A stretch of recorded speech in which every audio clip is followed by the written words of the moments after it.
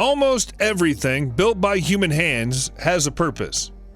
And once that purpose has expired, it's no longer required. It's true of your old mobile phone. It's true of your old car. And it's true of entire buildings.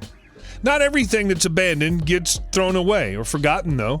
There are some awe-inspiring abandoned places and objects all over the world, standing as monuments to times that have long passed. And we've put some of the most striking examples together for you in this video. Fort Alexander in Russia was initially built to house soldiers. Since it stopped doing that, it's also been used to accommodate scientists and partygoers attending illegal raves. The fort was built in the Gulf of Finland during the mid-19th century and was once seen as a vital defense position to guard the country against invasion via the Baltic Sea. Instead of being built on land, it sits on beams that have been driven directly into the seabed like a house on stilts. It's so enormous that you could almost classify it as an artificial island, large enough to host 1,000 soldiers with space for a communal courtyard in its center, with spaces around the perimeter for 100 guns and cannons to be mounted.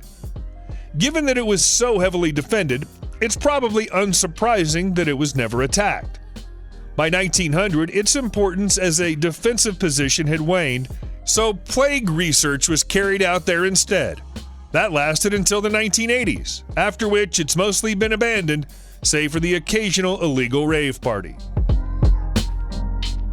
Tarakhanov Fort is a real wonder to look at, crumbling to pieces on one side but almost perfectly preserved on the other.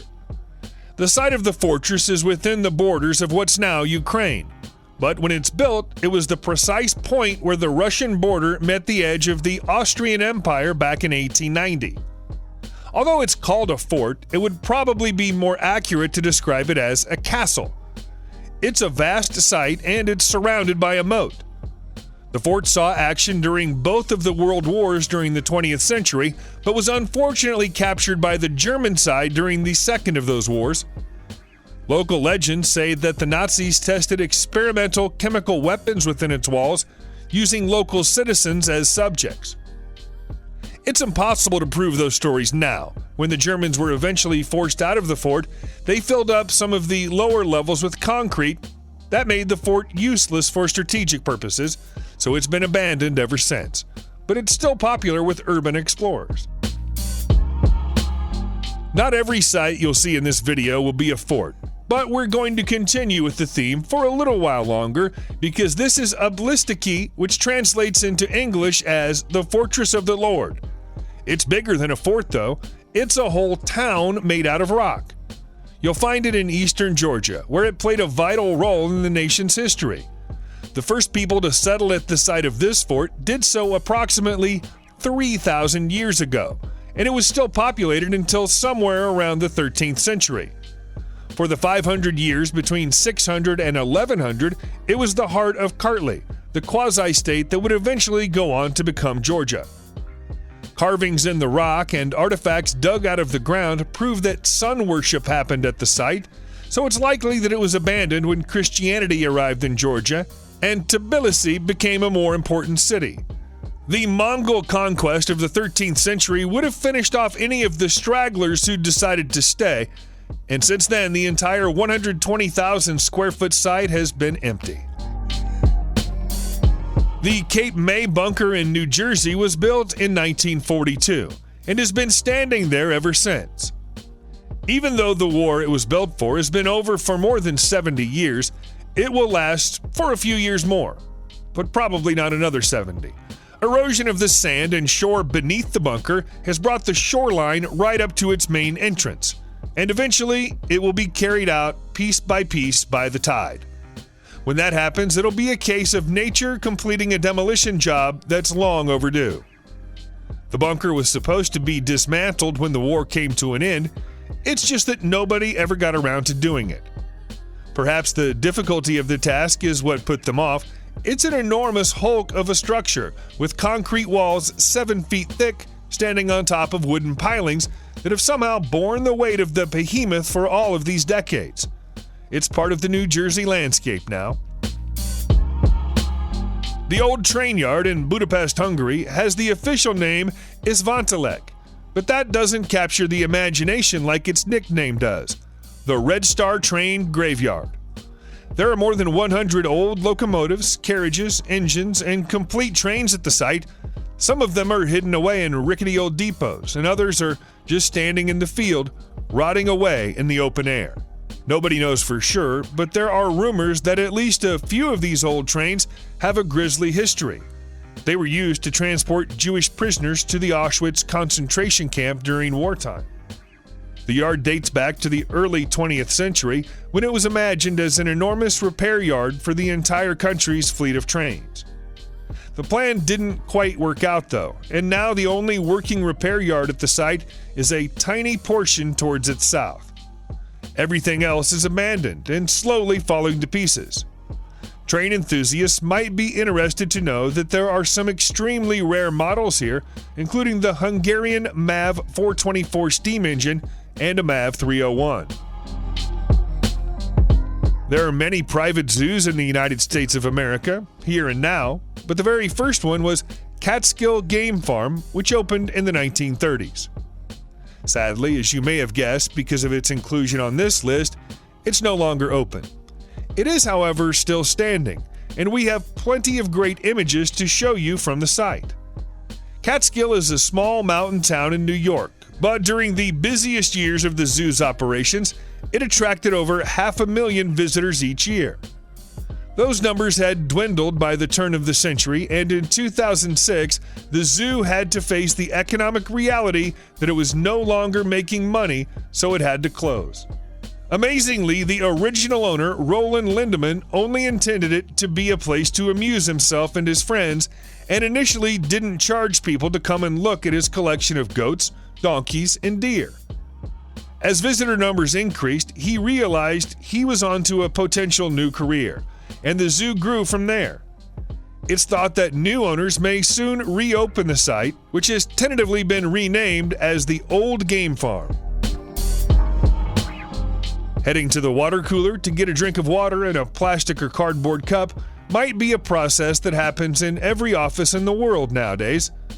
But it all started with the American Water Company of New England in 1908, who went on to invent the Dixie Cup. This crumbling warehouse was the center of their business empire after the original business expanded and changed names, becoming the Individual Drinking Cup Company, the Heath Cup Company, and finally Dixie Cup in 1919, which came at a bargain price of $3,000 per acre. The famous giant Dixie Cup on the roof was used as an emergency water tower during 1955 in the aftermath of the Hurricane Diane emergency. It's even said that pilots used the cup as a navigational aid because it was illuminated at night. By 1980, the warehouse and factory had become outdated, and so it was sold to investors. Since then, nothing has been done with it. There are plans to turn it into apartments and office space, but asbestos and underground tanks at the site are believed to be likely to make that process difficult. Religious faith can drive people to do incredible things, as the existence of the church in Xela, Poland proves.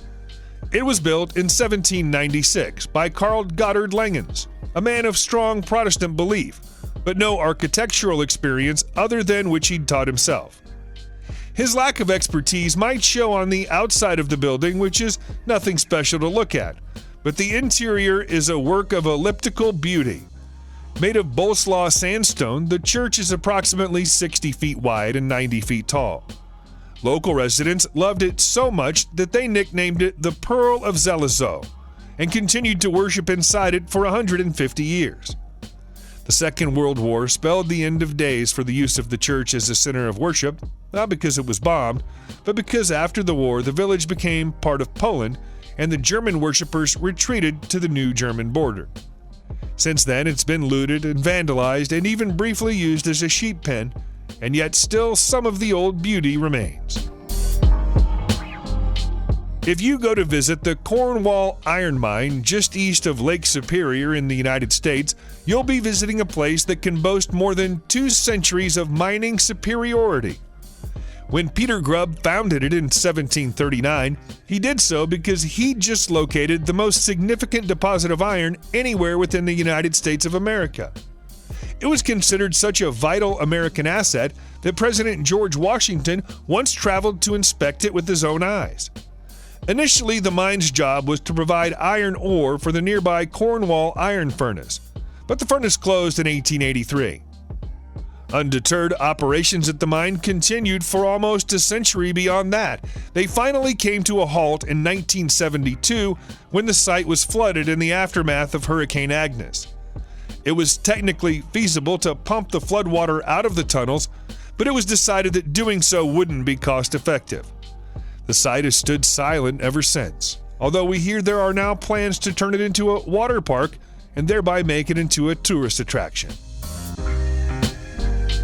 It took longer to build the fortress city of Fata City in India than it was in use for.